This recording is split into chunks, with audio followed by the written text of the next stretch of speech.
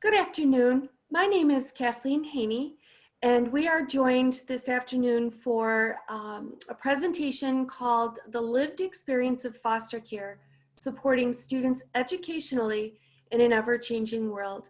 And it is my great pleasure to introduce to you Carrie Ward, the Executive Director of Fostering Success Michigan, and Ariel Duncan, a student who is going to speak to us with her wisdom from the field. Thank you, ladies, for joining us. Thank you. Thanks so much, Kathleen. We really appreciate the opportunity to be here. I'm just going to really quick go over the agenda. Thanks again for the introduction. Ariel and I will introduce ourselves and share a little bit about ourselves in a second. Then we're going to highlight some definitions and data for you, specifically related to youth with experience in foster care who are attending high school and then also moving toward college and college access and success data. I'm going to tell you a little bit about my organization, Fostering Success Michigan, which is a statewide initiative focused specifically on helping youth with experience in foster care get to and through college. And then we're going to also share some takeaways for educators. So we don't really want to talk at you during this whole presentation with slides. So we're going to kind of go through this organically, where I'm going to share some information, and then I'm going to ask Ariel to share a little bit about the lived experience and how the information that I share kind of plays out in the real world. So again, my name is Carrie Ward. I'm Director of Fostering Success Michigan. And I'll turn it over to Ariel to introduce herself. Hi, I am Ariel Duncan. I am currently a sophomore standing at Wayne State University. I am also part of the CHAMPS campus-based support program on campus, and I'm currently going to get my major in communications. So yeah. Awesome. And so Ariel, you're also the FSM Student Ambassador of the Year. And so can you talk a little bit about what that means and what it's like being a student ambassador?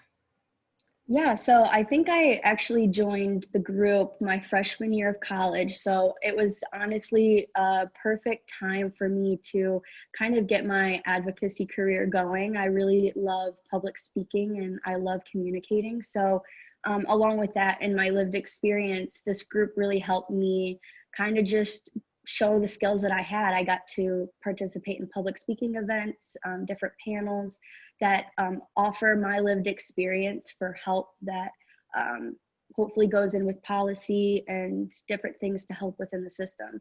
And even farther than that, we go through different things like blogs that I've got to upload on the FSM website, just about my experience within policy and different things like that. So yeah. We're super thankful to have you as an FSM ambassador. You're great. And I don't know if anybody who is out there watching was at the Special Populations Conference last year, which was in person, but Ariel was one of the student speakers that provided some dialogue related to one of the bigger sessions. So hopefully you saw Ariel in person there. So the first thing that I really want to do is define foster care. I understand that a lot of times educators don't necessarily understand like exactly what foster care entails and what it's about. So just to kind of highlight that, foster care is a temporary living arrangement for abused, neglected, and dependent children who need a safe place to live when their parents or other relatives aren't able to care for them. They're placed in licensed foster care families, relatives, or group care facilities, while social workers and judges work with their families to towards safe reunification or another permanent living situation.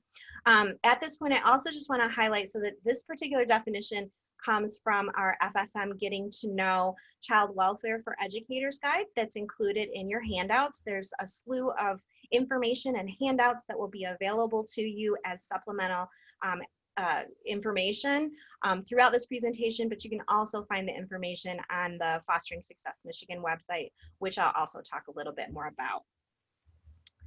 Okay, so first I want to highlight some data for you. So in Michigan, the high school outcomes for youth who are in foster care, the graduation rate is 40% in a 4-year cohort. General population, they normally graduate at a rate of 80% of the general population. So this information is available on the My School Data websites from 2019. There's also information that provides both 5- and 6-year cohorts, which you see a little bit of improvement in that percentage. But again, like when you're thinking about getting youth with experience in foster care from high school to college, we have to graduate them first. So one of the things that we'll be talking about in this presentation is how to best support those students who are in your high school classes. Also, just to highlight post-secondary outcomes. So for college access and success, we understand that 84% of youth with experience in foster care desire to go to college, but only about 20% get there, and 3 to 11% graduate. So that's something that, again, we're really focused on helping students not just get from high school to college, but also to succeed and persist to those degrees. Ariel, can you talk a little bit about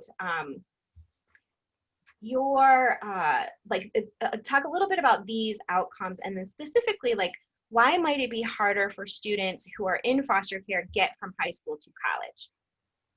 I always like to think that the biggest reason is just that they can't be easily identified within the teachers or like the schools. Like the teachers don't know who these youth are.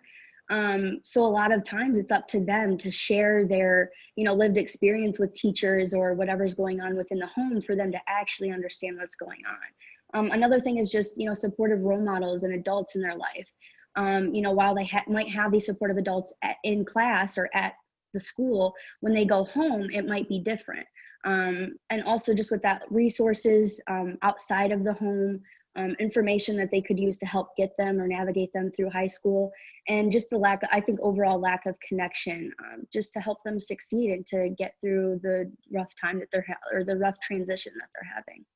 Right.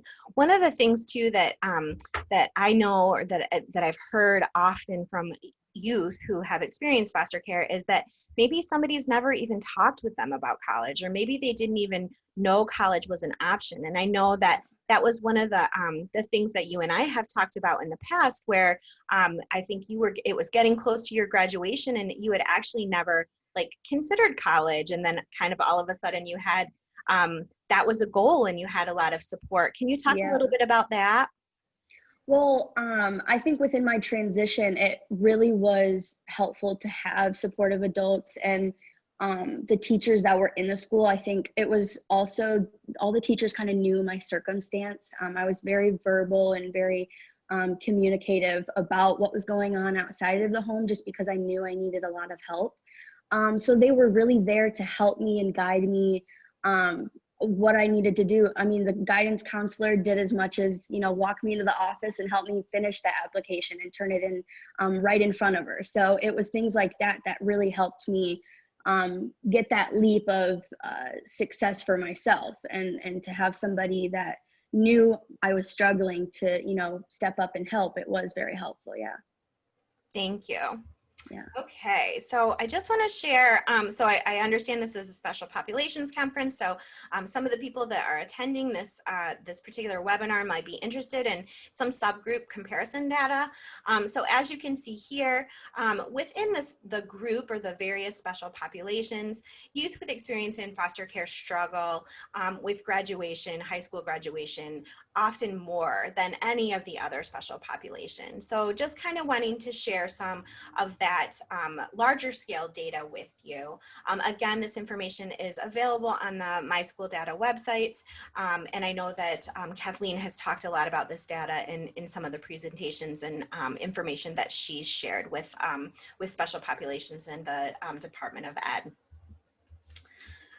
Okay, so I want to talk about why youth who are in foster care struggle with high school so much, because that, I mean, you might be asking, well, why? Why is that the graduation rate is so low? So the child welfare system isn't necessarily set up to focus on education. It's focused on health and safety and permanence.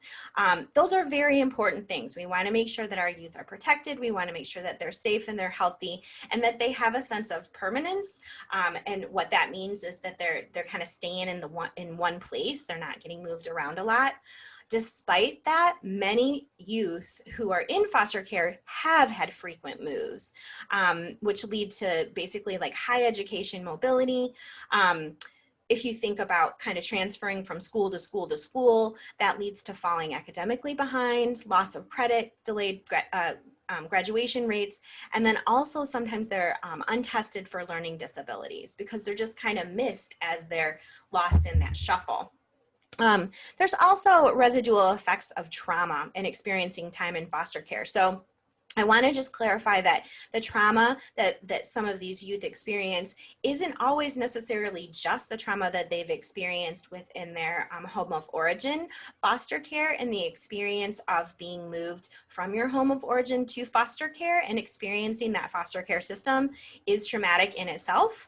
And so if you're thinking about a young person who is maybe in a foster care home and is concerned about their siblings, is concerned about when they're going to be able to visit their parents, it might be really hard for that student to focus on a test or some sort of school thing that's happening.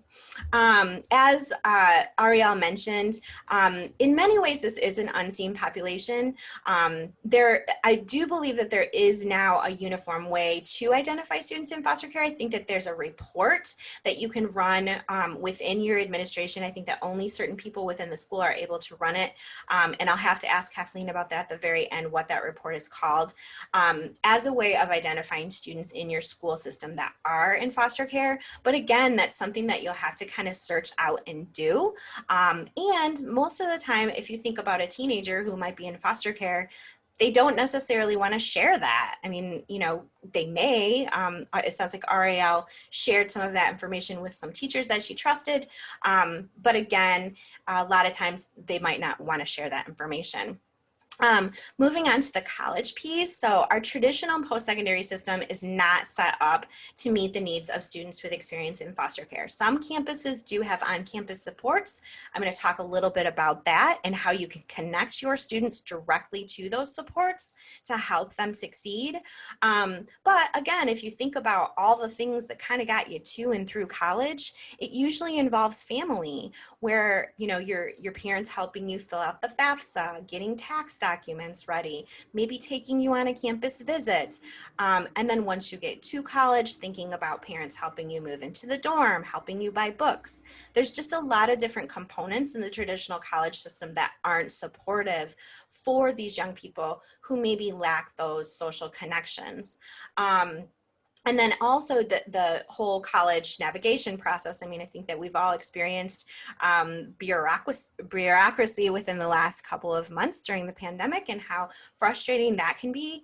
And so those are the barriers also within a college campus that can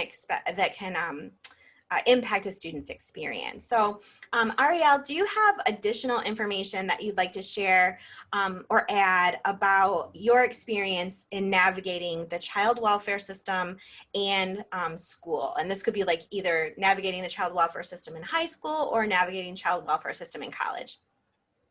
I think for high school specifically, it was almost like my escape from my home life in a way. Is how I would see it. I mean, yes, like a lot of the teachers did know my circumstance and a lot of the students did as well, but they didn't treat me any different. And that's what I liked. I liked how I could, you know, go to school and socialize with people. I could communicate with people who actually wanted to hear about, you know, what I was talking about or stuff like that. But then also, you know, I would be fed. And I mean, it's a small thing, but I mean, a lot of the time it was hard at home and it was just frustrating to like have to depend on school for specific stuff like that. But as well as that, I mean, I got a lot of support that really helped me with like clothing and other stuff like that. It really did help me during that time because I was also, you know, working a fast food job at 16, trying to pay for all my school supplies, all my clothing supplies for every year. So it was a lot to go through, but I did have the support at school because they did know about it. So yeah.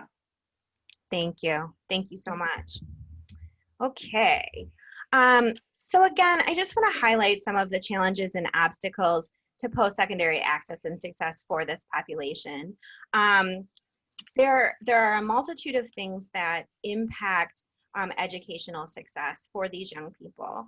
The term aging out refers to a young person coming of age and then exiting the foster care system. We do have an extended foster care system in the state of Michigan, so the young person is able to voluntarily stay in the system and receive supports and benefits. But again, what we're finding is that young people who've experienced foster care struggle with homelessness in general, whether they're connected to the system or not, struggle with food insecurity, mental health and physical health issues are prevalent, underemployment. We've already talked about lack of social and network connections, and that group of adults that often can be an access point or a point of support for young people that's often underdeveloped. Transportation is often a huge issue. So again, if you think about how you get a driver's license in the state of Michigan, that can be quite a battle for a young person who maybe doesn't have an adult who can sign or put them on insurance and have them borrow the car and get their driving hours in. Again, the trauma piece, so continuing to consider that trauma-informed piece as an educator. And then one thing I want to talk a little bit about is life skills gap. So again, thinking about all of the things that maybe young people learn from a family. So maybe how to balance a checkbook, how to budget, how to fix healthy meals. There are specific life skills gaps that occur for these young people that impact both that like transition from high school piece to college success. Sorry about my microphone. So thinking about those things, like one of the things that Ariel had mentioned is that her high school counselor basically walked her through filling out college application and was there when she submitted it. That's an example of a way that a supportive adult addressed something that Ariel had never experienced before, which was a gap in experience. So so this kind of highlights the various challenges and obstacles to success in college. I just want to also share a little bit about COVID-19 impact. So what we found when the pandemic hit was that students with experience in foster care who were on campuses struggled more with all of these things that I mentioned in the previous slide. So there was a very large survey that went out across the nation that many young people took who were on college campuses. Some of them weren't students. And it really gave us a snapshot of some of the things that the students were experiencing. And again, what we saw was that the original issues that were there were just exacerbated by this pandemic. So housing and food insecurity, 23% of young people reported that they were being forced to move or fear being forced to move. 1 in 5 reported running out of food. So again, if you think about like the on-campus logistic, a lot of the college dorms were closing down. A lot of students who go to college really depended on that. So that was difficult. Employment and financial issues, nearly 65% who were working before the pandemic lost employment. More than half reported that they did not receive a stimulus check. That was a huge problem in trying to connect these young people to these resources. Technology issues in online classes. So I want to talk about that for a minute, just because it impacted not only our college students, but impacted our young people in high school. Just thinking about some of the ways that Ariel said that she had support at school, but not necessarily at home. I can only imagine that had the pandemic hit when she was still in high school, what a struggle that would have been to try to get the technology and internet and everything that she needed in order to access her high school information or her high school classes. So that was, and also the transition to online learning was a huge obstacle for many of our students, both high school and college. And then again, you see that lack of a support network. So just 37% reported having family members to rely upon during the crisis. So the experience itself was quite isolating for our young people in both high school and college. 1 in 5 reported being entirely on their own. Ariel, I want to give you the opportunity to share a little bit about how the pandemic affected your school and life experiences. Well, just listening in, I mean, I've had small encounters with each of those bullet points. I mean, even so with transportation, I don't have my driver's license just because I wasn't able to go through the driver's training in high school, you know, and I thought, okay, I'll just wait till I'm 18 and get my license, but it's been so pushed back. And I actually tried to do it during spring break and everything got shut down that second week. So it just delayed me getting, you know, a driver's license and transportation. Along with that, I'm not able to find employment because of my transportation. A lot of places that are close by aren't necessarily hiring, and I do have a bike, but you know, weather precautions, I mean, it rains a lot, and I'm not gonna, you know, use that as a crutch, but I mean, it's just really difficult to find employment, and I'm just heavily relying on the state help, you know, with, because I am in voluntary foster care, so I do have support from the state each month, but it only covers, you know, rent. So things like this and other things that can help me get the funding I need to just pay for, you know, basic stuff. I mean, as well as that, I have with Champs, they do help with groceries and stuff. So that's that's very helpful.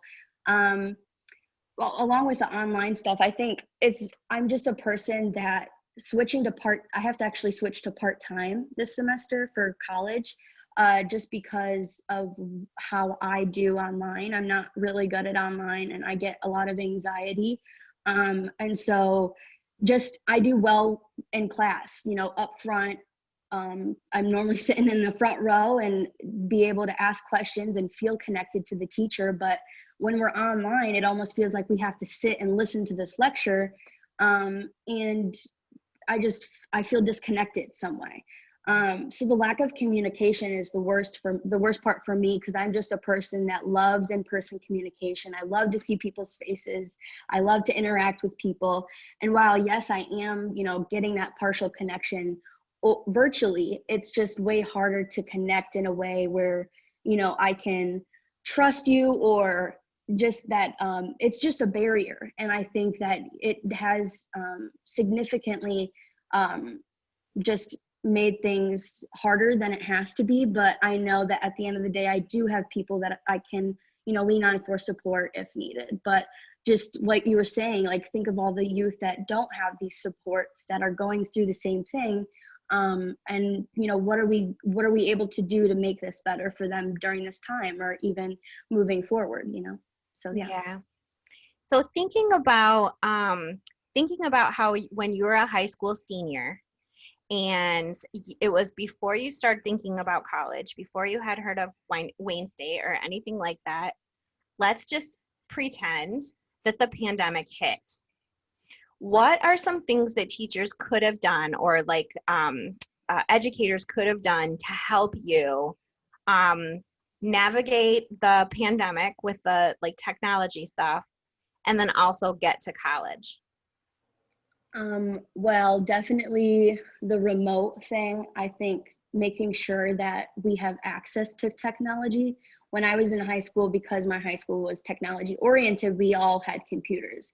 And so I think that would have been an easy transition for me, but you know, because all of my high school, we had been working online. It wasn't in like on paper stuff. So that kind of would have been helpful. But I think for, you know, for these teachers and people that could help, I think, you know, having emails, or have it be like, stay after if you have questions or need help from the class, just taking time out of their time to really see if they can help in some way, whether that be with anything.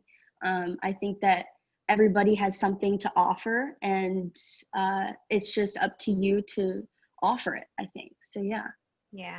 It sounds like providing feedback too, because Yeah, I know yeah, like that's actually the really big missing piece when you're not in a class with a bunch of students who are also able to like ask questions, and then you could go up after class and get some feedback. Am I doing this right? yeah. That kind of thing. So thank you. That's helpful. Okay, let's move on to the next slide. Yeah, Ariel did a great job. I kind of threw that question at her. She wasn't planning on that one. So good job, Ariel. Okay, I want to talk a little bit about my organization, Fostering Success Michigan. So again, my organization is a statewide organization that's focused specifically on helping youth with experience in foster care get to and through college. We do that in a variety of ways, but one of the most important ways that we do that is by providing resources for understanding how to best support these students. And then also providing network connections within the FSM network. So connecting the people, for example, in high schools who are working with students who may be graduating, connecting them with other people in colleges who are working with these students so that there's a streamlined connection and that students have support throughout the pipeline.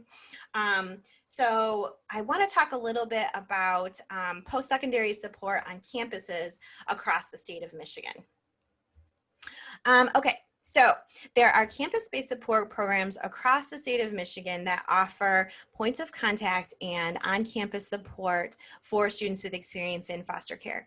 These campuses or the programs vary from huge programs to multiple coaches and supports and employees to even like very small programs with like one point of contact.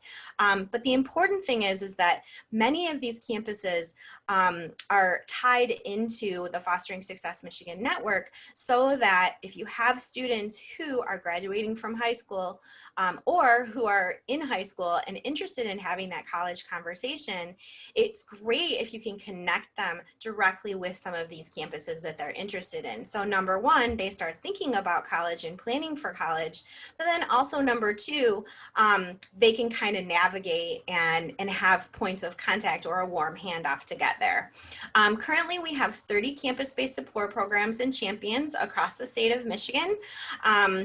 I'll tell you a little bit about the champions in a second, but I kind of want to dive into specifically what campus-based support programs offer. So they offer on-site services such as coaching support, 24/7 life skills coaching, which we talked about that, the importance of that life skills piece.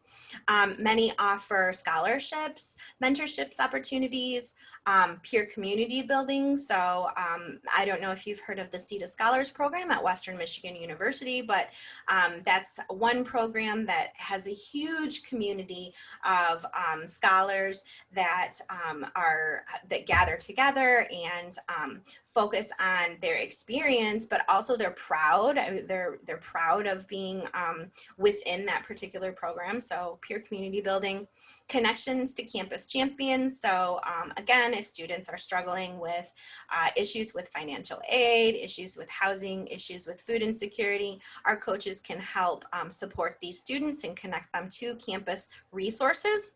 Advocacy for students on campus and in the greater community.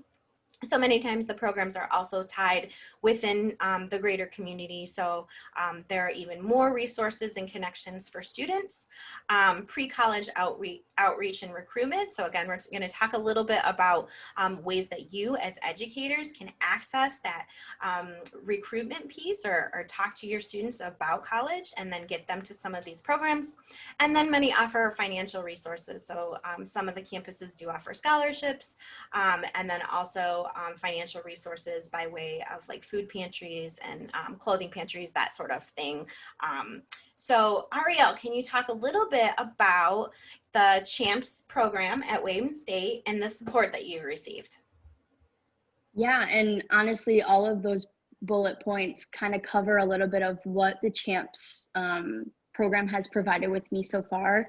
My freshman year, coming into the program, I actually was given a mentor to kind of just talk with and get to learn and, you know, hang out around campus. And also her having lived experience, I could really just connect. And we had something that we kind of like mentally like knew that we connected on. So it was just a cool bond, and I really liked that in the beginning.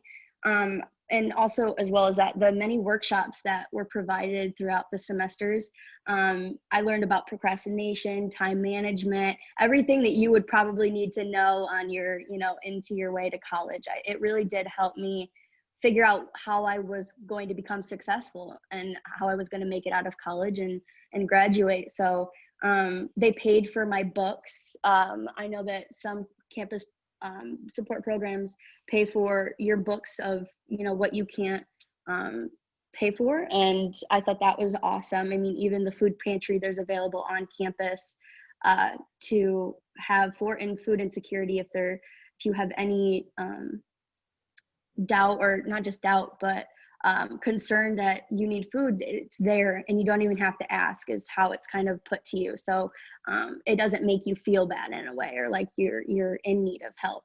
The campus coach overall is she just does an amazing job at what she does. She's a former MYOI coordinator, so she's worked with youth that are in that transition to go to college. MYOI youth, it starts from 14 and it goes up to I think 23, but a lot of times, they do end up going to college and moving on past that. But so she was an MYOI coordinator, so she understood where we were at in that transition, and she was able to understand what we needed. And she's just so blunt with it. I mean, she'll tell you like it is, and I really like that about her, because that's kind of what I need. And it has gotten me really far and made me make very good decisions with my life so far. So I'm really thankful for the program and how it's really helped me secure my just success of being a college student as a former foster youth. So yeah. Awesome. So just to mention to everybody, so all of the different campuses have like a different flavor, right? And so every campus-based support program is a little bit different too. And so Ariel, I would love to hear a little bit more about why you chose Wayne State. Well, it's definitely a roller coaster of a story. I mean, my senior year of high school was definitely the most difficult for me. I was actually couch surfing at the time, while also revoking my guardianship just because of what was going on with the home.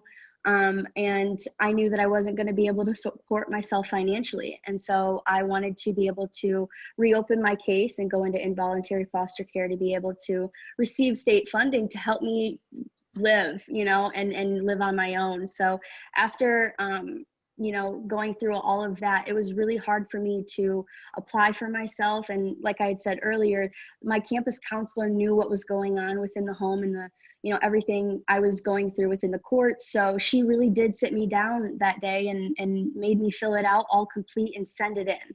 And while I had, completed applications to other places, I didn't send them in, but I did send in Wayne State, and that was the only one I sent in. And they actually accepted me through a bridge program called Apex, and it was a summer bridge program, and it was able to give me housing for the summer. I was able to go there on the weekdays and take 3 classes for a college GPA right as I started as a freshman. And while I did have to stay with friends on the weekends, it was a 4-hour Amtrak train back and forth to each city, but it was worth it. And I got accepted. And with the college GPA I was given my freshman year, I was actually able to apply for the HIGH program at Wayne State, which is a program that offers housing to people that have experienced homelessness.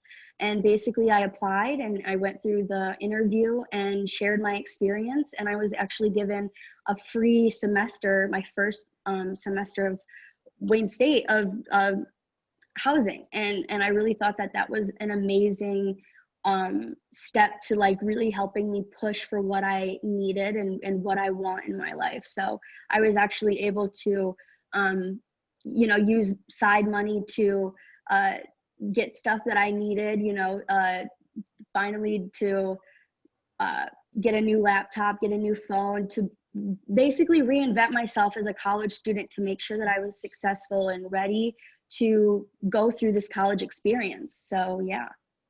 That's awesome. And I think, so the two takeaways that I really want to kind of tease out before we move to the next slide is the idea that college campuses have numerous supports for young people who are maybe non-traditional students. So it sounds like Ariel was able to take advantage of multiple programs in addition to the campus-based support programs. The other thing I really want to pull out is, so I know that we're in a time where we're not really sure what's going on, right? That we're not really sure what's going on with some of the high schools. We're not really sure what's going on with the colleges. There are different approaches across the board at both K through 12 and with colleges. But I can assure you in talking with all my college contacts that they're still committed to students and they're still supported to focused on supporting students throughout this virtual time. So they're trying to creatively figure out ways to engage students in this, I hate this, but this new world or this virtual world that we're all kind of contending with. So when you start thinking about if you have a student who's in high school, it is the time to start talking with them about going to different campuses, and you might be able to contact a campus and you might be able to go on a virtual tour on multiple campuses, whereas before you maybe were only able to recommend that the student go to like one or two campuses, or logistics would be harder.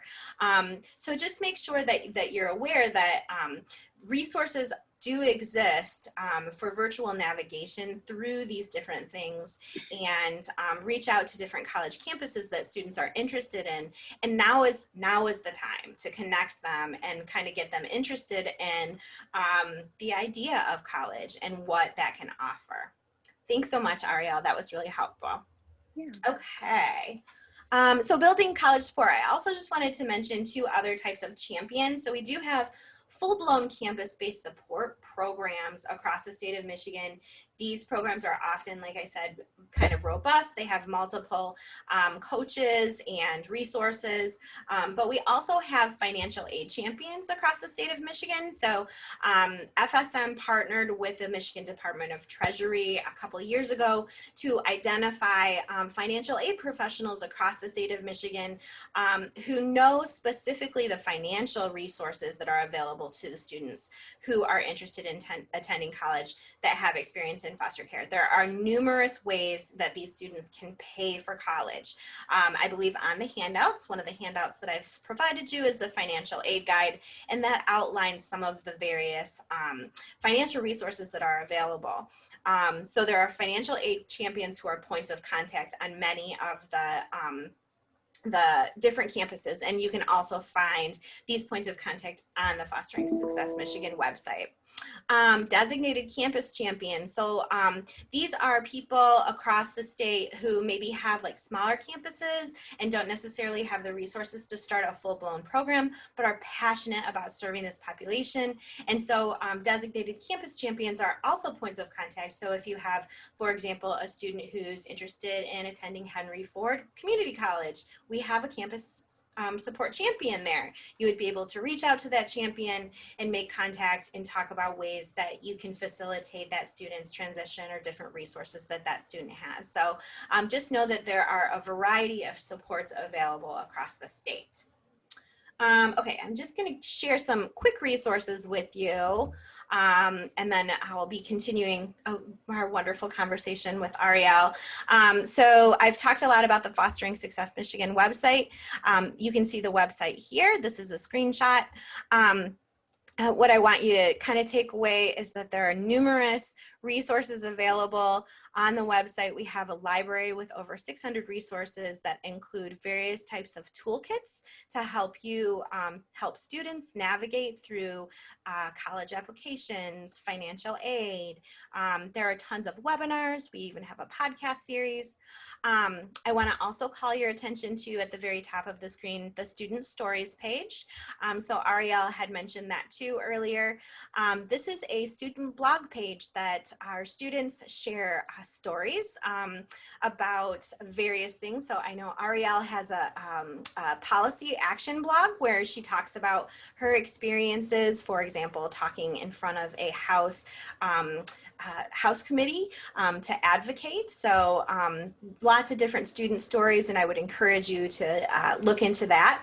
And then also just want to call attention to our news and events page, which is next to that, which will also tell about different events that we have coming up. And we do have an event coming up in October. So wanting you to kind of keep that in the back of your mind.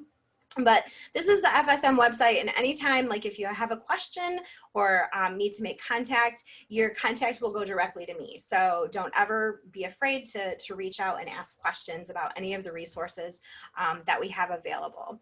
And also know that you don't have to be a resource expert. The website is pretty dense and has a lot of information on it. So if you have a specific question, you can always just reach out. I did mention that we have a guide that's included in the handouts. We also have an online toolkit. It's called the Child Welfare for Educators Toolkit. And we understand that in your role as educators, you often need to work with people from MDHHS to coordinate assistance for some of these students. So this toolkit can kind of orient you to the different needs of these students, and also talk about best ways to partner with your caseworkers to support these students. So that's on the website as well. And then we talked about too the college application toolkit. So I don't know if we had this, I bet we didn't, when Ariel was applying for college, but this is a great resource. So for example, when Ariel's counselor wanted to take her through a college application, she would be able to just go to the FSM website and access this toolkit, and it'll just walk you right through. There's also financial aid toolkits for professionals and students, among a host of other things. FSM also has a guide series. So again, in your handouts, you'll see a couple of our guides. But these are just guides that kind of give you an overview of the different resources that are available. So we have a higher education resources guide for students with experience in foster care. This particular guide kind of takes you through the campus-based support programs that are available, the different services they offer. As I said, they all kind of have a different flavor and a different environment because all campuses are different. We have a financial aid guide that highlights financial aid available for these students. Again, highlighting that Child Welfare for Educators guide. And then also we have a Getting to Know Youth and Alumni of Foster Care guide, which basically gives you an overview of the needs of this population, some of the challenges that they struggle with. I would say too, in mentioning that guide, which I also believe is included in the handouts, one of the roles that I would hope that educators would be interested in taking on is supporting these students within their school community. So just talking to teachers and talking to school staff about the importance of ways to support these students, or even just asking the question. So as an example, I'm on a school board of my little tiny town, and that's one of the things that, you know, I went to the superintendent about. I'm like, how are we supporting these students? How are we identifying these students? So I would encourage you to definitely bring the conversation to school staff and talk about that. Okay, pre-college support. So we've talked a little bit about how sometimes young people never even have that conversation about college is possible. So bring the college conversation to young people. College is possible, and this is why it's important. This is actually, college or education is actually something that no one can ever take away. It's something that you always own. And so bringing that conversation to the young person is very important. Finding their spark. It sounds like the people that had worked with Ariella, the educators, really worked with her to find her spark and engaged her in pre-college preparation and support. Set the expectation of success. So I know that I shared some dismal outcomes for college access and success in the beginning slides, but these young people, what I know about them is that they are very resilient and brilliant and have so many talents. And so setting that expectation for success is important, both in, you know, the pre-COVID years, and then also in this virtual world. Know your resources. So again, you don't have to know all the resources by heart, but just knowing that the resources exist and how to access them on the website is important. And then continue to plant the seed of pursuing their goals. So higher degrees, study abroad. As an example, we have some students on the FSM Stories page who have traveled to various study abroad programs and shared their stories. So again, just continue to plant the seed to pursue those higher goals beyond high school.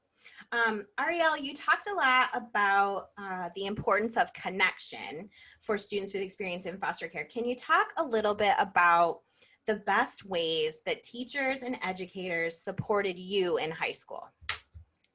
Yeah, I would say for a couple of the teachers and just different people that were in the school, overall, they knew my circumstance. They knew kind of what was going on. I know this is kind of repetitive. I keep saying it, but it's important because I think like once they know what's going on, they're able to offer help in some way. I think that, like I said before, what is something that you can offer? Everybody has one thing, you know, that they are able to help with. And I think if we think in that mentality, it will help push these students to actually want to get out of the circumstance that they're in and to achieve success outside of high school. I think another thing, I had written some stuff down just of what my teachers had done in the past, and just looking over it, I thought it was just so cool. But so I actually used to stay after school a lot just to talk with teachers. You know, I would walk the hallways and go to everybody's room while they're doing planning time and say hi, just check in, peep in.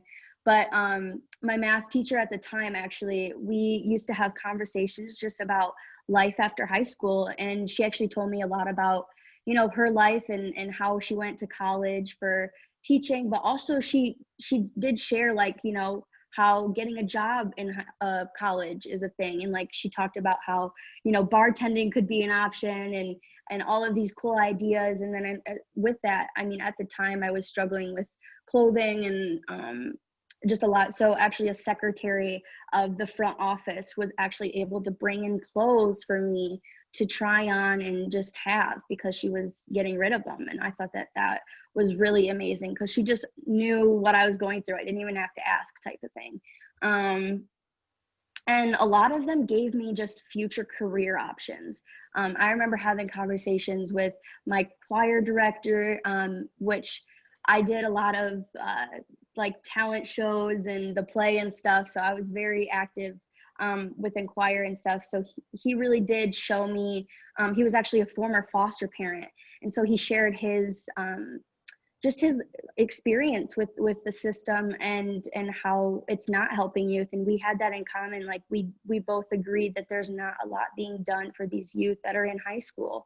So yeah, I think a lot of the teachers just understood my circumstance and they were able to just treat me the same as well. They definitely didn't, you know, do extra. I mean, at the end of when I graduated, they actually all came together, the whole staff, and got me a college ready basket with a bunch of supplies for school, you know, like detergent, bath towels, bed sheets.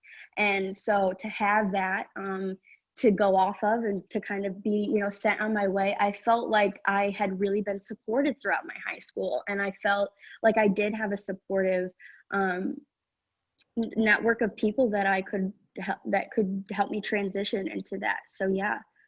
Yeah, that's awesome. The other thing I really heard you say, so I heard you talking about support, but what I also heard you say was the idea of people sharing their experiences with you. And so like, and even thinking about like within like a supportive adult network, you know, I mean, they became mentors who shared their stories with you. They opened themselves up and were Yeah. vulnerable with you and told you their stories, and that And it kind of wasn't, and it facilitated. wasn't specific. It was more in Right. a way of like, you know, this is something that you could do. And it doesn't have to, like, foster care basically didn't define who I was what they were trying to get at, and how anybody can succeed as long as they, you know, push themselves to actually get there. So I think that that's where I took out of all of those conversations. And I was actually just thankful that they understood where I was at in my mentality. Because I mean, I was going to say this, but we're more independent than most kids, you know? I mean, I was 7 years old taking care of my sister and brother, and to be stripped away and put into a system where you're now a child again, I felt like I had no control over my life anymore. All of these adults were making decisions for me outside of school, and I had nothing to do about it. So school was my way of my escape of just being free to open up, to engage with other people, to share my experience of what was going on outside of school, but also what could help me push and strive after school. And I really, really encouraged myself after those conversations to just strip away the thought of being a foster kid in school. Like, I really did go to school to learn, not only educationally, but, you know, for the real world. And I was thankful for that I had the opportunity to hear those stories. So, Awesome. yeah. I love that. Thank you. Couple more tips. So share your knowledge of the challenges of these students with your school administration. I mentioned that. And then challenge administration to address this, especially during the time of COVID.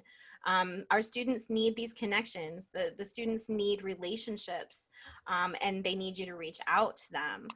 Also know that as Ariel just mentioned, like, she was really independent, and so not all students are going to be as open as Ariel. So know that it might take more connection and more attempts to establish relationship with some of these students.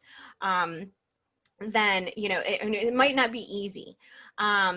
Reach out to check in on them, provide guidance, link them to resources, advocate for them, and then reach out to campus-based support programs to inquire about virtual visits and information. So depending on where you are in the state, we have campus-based support programs across the state. So you could always reach out to your local university or community college that has a campus-based support program, talk to them about providing a virtual visit or a meet and greet. And if you have 2 or 3 young people who are in foster care, you could connect them and have a virtual campus visit, talk about college, the importance of college. One caveat too, I don't think I included in my slides, is really the idea of looking beyond students' educational history and their behaviors. So a lot of times that trauma piece can affect students' behavior in school, so there's acting out and that sort of thing. Just know that the experience of foster care, that stress can also affect that. So if you're willing to look beyond that and still make those kind of vulnerable connections with students and talk with them, that's going to be a key in supporting those students. Okay. Oh, I wanted to mention, so I'm really excited about this. So FSM is going to have our very first statewide virtual college fair. It's going to be on Wednesday, October 21st from 4 p.m. to 7 p.m. It's going to give young people in foster care the opportunity to hear directly from students such as Ariel, who are attending campus-based support programs, and then also coaches that support these programs. So this is a great way to get that college conversation started with your students, and there's a registration link. You'll also be able to find a registration link on the FSM news and events page that I mentioned earlier. So for now, save the date, but keep in mind that we have this upcoming, and I'm super, super excited about it. And this is a very great first step. Oh, okay, I did have a slide that said, okay, looking beyond the student's record to learn who your students are and where they want to go. Partnering with professionals and supportive adults to become a good systems navigator. Again, you don't have to remember all of the resources that we mentioned here. All you have to do is remember that resources exist and know that there are ways to connect students to those resources via the FSM website, via Kathleen Haney, who is in charge of foster care liaisons across the state. She's a great point of contact to have.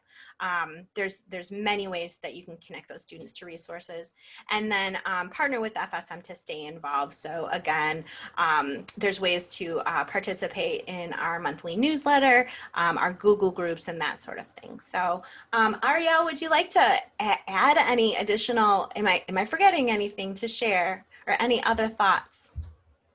Well, with that, I mean, I think closing out, I would just like to say, along with this, I just dare to get educated. I mean, it's as simple as that. I think that even like what you said, these resources are available and you don't have to learn all about them and, you know, just have them imprinted them in your brain, but know that they're available. Know that you can offer them to your students, to these youth that are, you know, going through a detrimental time, especially with COVID and virtually.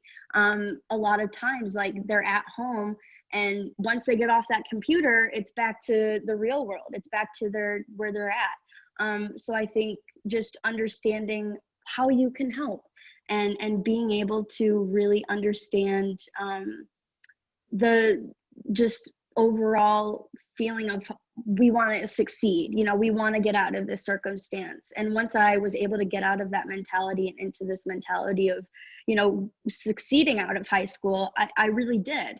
And along with that, you would mention something about behavioral issues within school. And I can say from experience, a lot of times I would be at home or things would happen within the home, and I would actually bring that, you know, negative energy or just that negative feeling to the school. But teachers did sit me down, and I did go to the counseling and just talk about how I felt and what was going on. But along with that, some people just aren't as communicative. They don't want to open up sometimes, because a lot of times, like, we've had to trust a lot of adults that haven't had our best interest out for us. And along with caseworkers, like, I've had 15 or 16 caseworkers throughout my experience in care since I was 14. And to have to, you know, keep talking about my experience with multiple people, it did help me. But for some people, like, they just close out. They close up and they don't want to talk about it. They just want it to be over with. And so I think to get them out of that mindset, to have them just really be successful outside of high school and into their adulthood, I think that's the biggest advice I could give. So yeah. I love that. And I love that you said, dare to educate yourself. That's awesome. Like, dare to educate yourself. And we understand that, like, as teachers are being asked, you know, all educators actually are being asked to do some really, really demanding things. And we know that, we recognize that, we appreciate your work. But we do just want to challenge you to be someone, and you might be the person that makes the difference in that young person's life, and makes the difference in whether or not they age out of foster care, graduate from high school, and then, you know, go couch surfing, as opposed to graduate from high school and then move on toward college and you know, have an education. So again, we appreciate your work and thank you for everything that you do. Here's our contact information. So you're welcome to contact me again anytime, by cell or by email.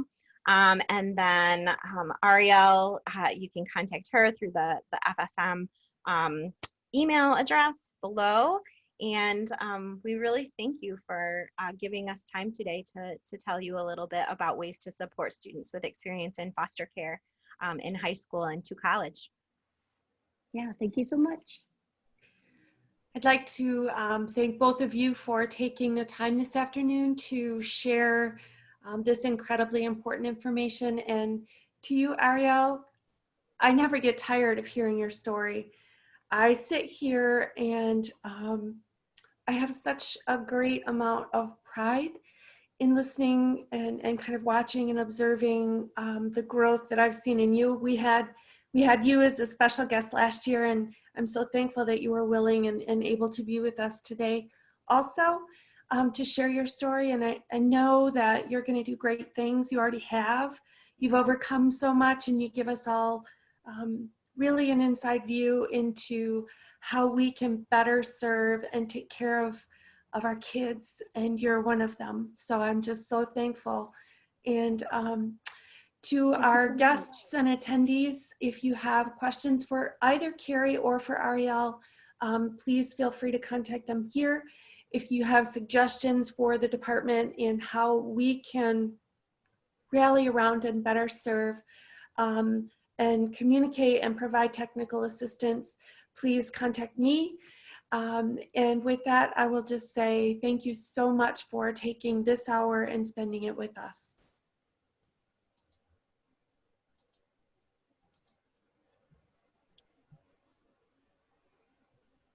Stop recording, Carrie.